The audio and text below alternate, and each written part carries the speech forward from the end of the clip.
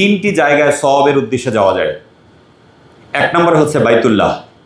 আপনি নিয়ত করে সওয়াবের উদ্দেশ্যে যাবেন কয় জায়গায়? তিন জায়গায়। এর চাইতে কোথাও নিয়ত করে সওয়াবের উদ্দেশ্যে যাইতে পারবেন না। আপনি আপনার মাকে দেখতে যাবেন, সেটা মাকে দেখতে যাচ্ছেন, মাকে দেখলে সওয়াব হবে এই জন্যে, কিন্তু ওই জায়গার কোনো মর্তবা নাই, আপনার বাড়ির কোনো মর্তবা কিন্তু নাই।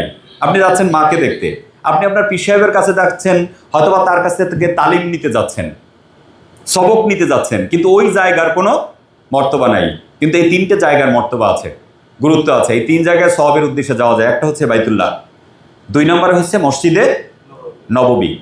হাদিসে এরকম আসছে, এখানে হচ্ছে 1 লাখ গুণ সওয়াব বেশি। এই ব্যাপারে কোনো দ্বিমত কারো নাই। কিন্তু মসজিদে নববীর ব্যাপারে কথা আছে। কেউ কেউ বলছেন 50,000, কেউ বলছে 10,000, কেউ কেউ বলেছেন 1,000। আপনি যদি 1,000ও ধরেন, আপনি চিন্তা করতে পারেন 1,000 রাকাত নামাজ পড়তে আপনার কত সময় লাগবে।